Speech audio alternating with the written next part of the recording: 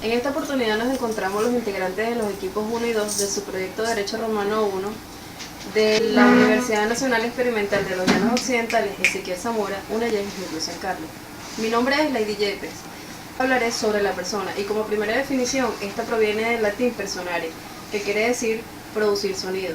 En la antigua Grecia denominaba persona a la máscara del actor. Estos utilizaban máscaras con orificios en la boca que por medio de la cual hablaban. Su etimología proviene de la preposición per y un verbo sonare, que significa sonar a través de. El lenguaje cotidiano, persona, hace referencia a una persona con poder de raciocinio, que posee conciencia sobre sí mismo. El artículo 73 del Código Civil venezolano señala que las personas se consideran jurídicas o naturales. Jurídicamente es el ente que por no ser el hombre o persona natural es susceptible de adquirir derechos y contraer obligaciones. Pertenecen a esta categoría las asociaciones con fines mercantiles, fundaciones, corporaciones, asociaciones.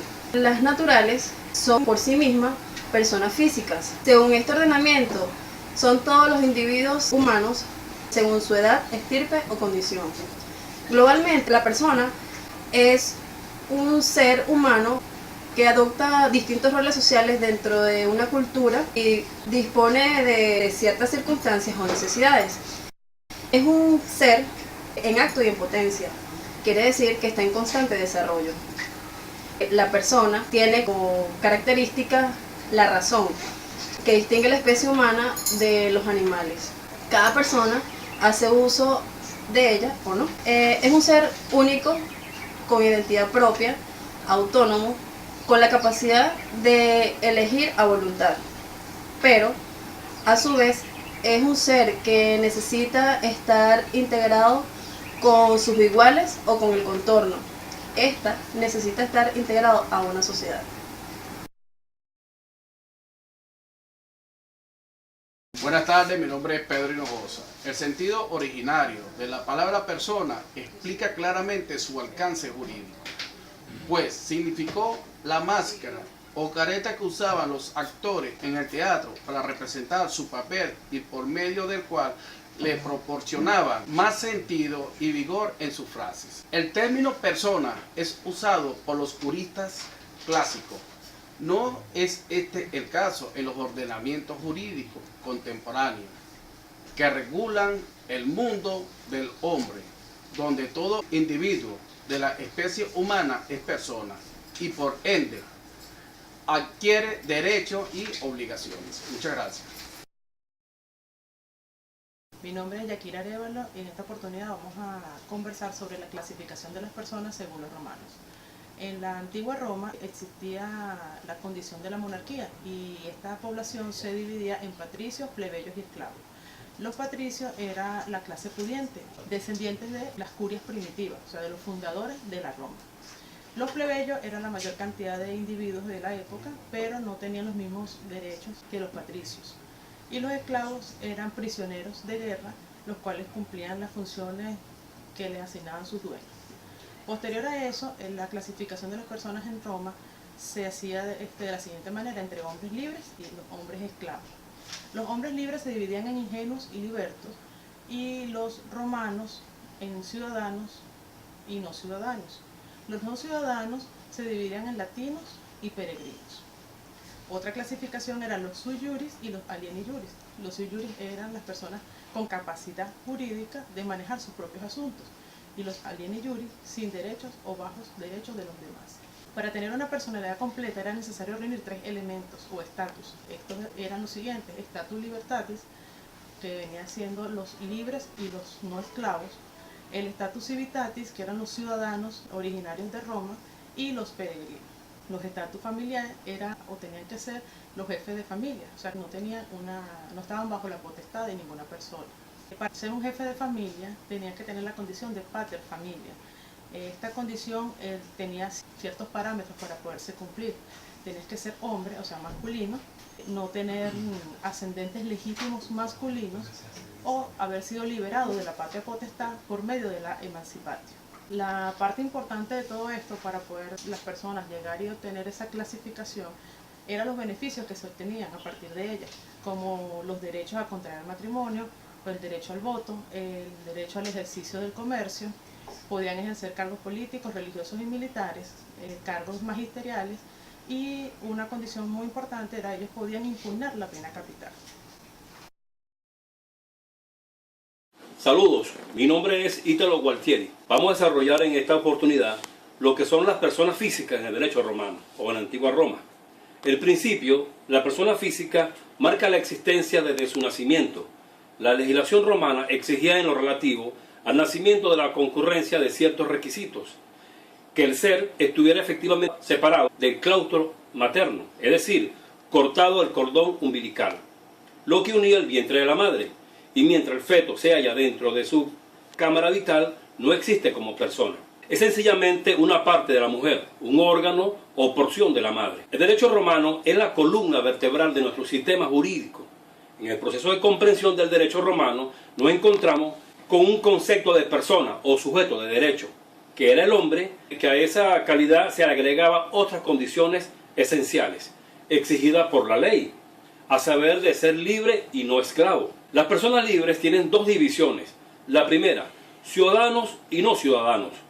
Los ciudadanos son quienes gozan del ius civitatis, es decir, el derecho de ciudadanía de las leyes estatales como ciudadanos romanos. Y los no ciudadanos, que solo en principio gozan del ius gentium, es decir, del derecho de gente. El derecho natural. Puede participar los extranjeros, los peregrinos, que tenían trato con Roma y sus ciudadanos. La segunda división tenemos los ingenuos y los libertos, o libertinos. Los ingenuos son quienes nacen libres y nunca han sido esclavos en derecho, y los libertos o libertinos que han sido libertados de una esclavitud en conforme al derecho. Otra división tenemos el alieni juris y el siu juris. El alieni juris se podría traducir como sin derecho, literalmente bajo el derecho de otras personas, quienes tienen enajenado su derecho. Un ejemplo es el hijo de la familia, que al nacer son propiedades de su dueño. Y el siu juris se puede decir que tiene la capacidad jurídica para manejar sus propios asuntos, propios derechos. Son libres de toda autoridad que dependen de ellos mismos. Ejemplo, el homo siu juris, el paterfamilia. Siguiendo con la exposición de mi compañero, me tocó la parte de esclavo. Yo soy José Alexander Romero, esclavo. Para hablar de esclavo hay que ahondar un poco en lo que dijeron el resto de mis compañeros, como son personas, que son todos los individuos de la especie humana, son personas naturales. Así lo establece el artículo 16 del Código Civil y el artículo 15, que las clasifica en personas naturales y personas jurídicas. Ahora bien, personas, entendiendo como personas los sujetos de derechos y deberes, va más relacionado con el hombre como género, entidad existencial que posee obligaciones. También podemos dar un ejemplo de ello, las personas jurídicas, un ejemplo de personas jurídicas como son las sociedades mercantiles y las sociedades civiles, que son organizaciones sin fines de lucro. Ahora sí, con el tema de los esclavos, tenemos que en la época romana solo eran objetos de relaciones jurídicas, es decir, estaban vinculados a un propietario, no tenían la figura de persona, no tenían deberes, no tenían derechos, no se consideraban como sujetos de derechos.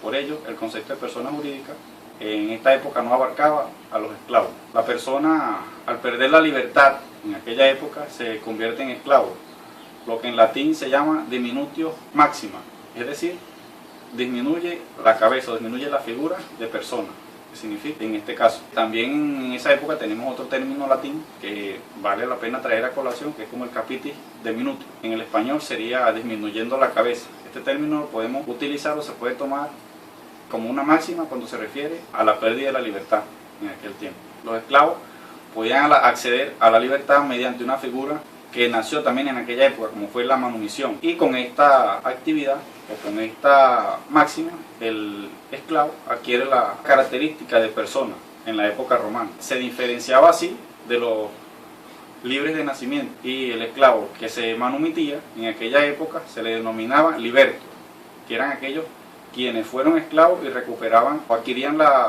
el título de persona, pero eran libertos, que no tenían los mismos derechos ni las mismas condiciones que las personas quienes eran libres de nacimiento. También podemos acatar que en nuestra legislación nacional no contemplan la figura de esclavo, y esta figura sí existía en la época de la colonización de los españoles que invadieron nuestro territorio.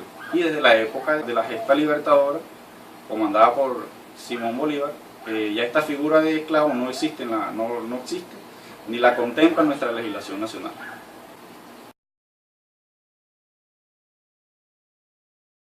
Saludos, mi nombre es Yanna Torcate. Les voy a hablar acerca de personas jurídicas, morales o colectivas. Estos son sujetos de derecho, a la cual son entidades capaces de tener derechos y obligaciones a personas distintas, donde la ley le es una creación ideal que la ley le atribuye capacidad de derecho más no capacidad de hecho y están jurídicamente representadas por una persona.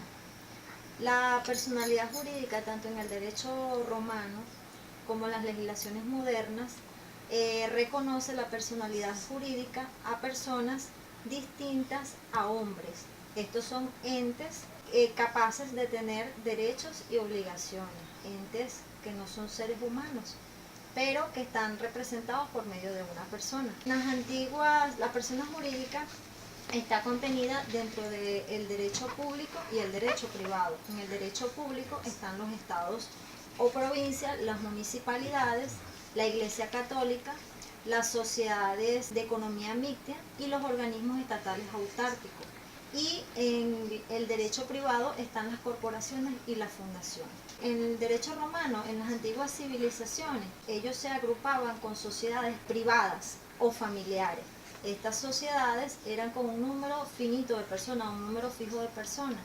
Estas personas estaban representadas por uno o varios miembros de una familia, para lo cual, para yo no perder el derecho del censo o ser desclasificados, ellos se constituían en una herencia paterna, se constituían en una sociedad o un fondo social. De estas antiguas sociedades familiares del derecho romano se fueron creando las sociedades ya con fines privados y luego más tarde las sociedades con intereses públicos y privados. Se tiene que esto en la época del imperio se fueron poco a poco construyendo estas sociedades. Una vez ya adquiriendo esta personalidad jurídica, estas debían ser representadas o estaban contenidas por algunas personas. Por ejemplo, en las corporaciones existían los síndicos. En otras sociedades estaban los directivos o los directium. Y además, bueno, poco a poco se conocían los administradores de la ciudad, eran los decuriones y más especialmente los diumberium. Luego, poco a poco, estas civilizaciones fueron adquiriendo este nombre de personalidad jurídica o sociedad jurídica, porque esa terminología era en esa época distinta a las fuentes romanas, donde se conocían como collegium, universitas, societas, ordos, collegium. Esos eran los términos que se utilizaban para decir que eran sociedades jurídicas, siendo lo que es la universita, los colegium las más usadas, y ordos para definir la personalidad jurídica de una asociación. Estas tenían unas particularidades, en donde el Estado las elevaba a esa categoría para tener más derechos y obligaciones, las representaban personas incorporales. De igual manera estaban representadas dentro del derecho patrimonial, tenían fondos, bienes comunes y fondos propios. Además, siempre estaban representadas por una persona. Eran entidades, pero estaban representadas por una persona. Entonces tenemos que la personalidad jurídica, ya para concluir, sabemos que son entidades perfectas, creadas para ser representadas por un grupo de personas, pero que son distintas a ellas. Gracias.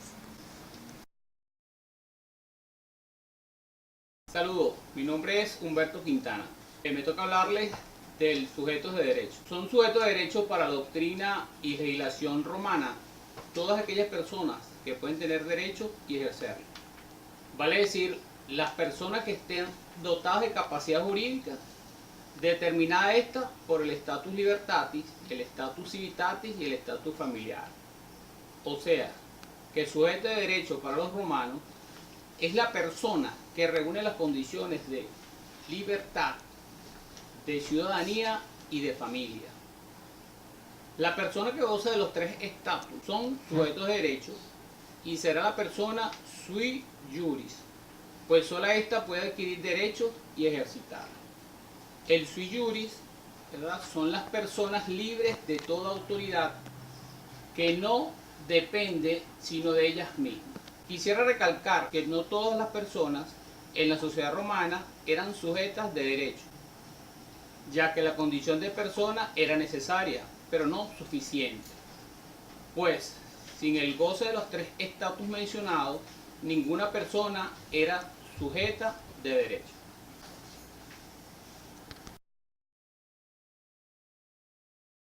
Soy Jesús Escobar Rodríguez, estudiante de primer año de Derecho. Continuando con el orden de ideas, es necesario que recordemos ciertos aspectos que venimos hablando sobre las personas. Vale destacar que la sociedad romana dio muchos aportes a lo que hoy conocemos como el derecho, de lo que tiene que ver con las costumbres, lo que tiene que ver con el derecho actual, ¿ok? Para los romanos, la persona era un ente que poseía derechos y tenía obligaciones, ¿ok? También los romanos dieron una serie de características que debía cumplir cada persona para que pudiera tener ciertos estatus, ¿ok? También dentro de la sociedad habían diferentes organizaciones a nivel jurídico que en este caso podrían ser a nivel público y a nivel privado, como ya se tocó anteriormente. En este caso la palabra persona, como ya se había en este caso definido, viene del latín personare, que hace alusión a las máscaras que poseían un orificio en los actores de teatro.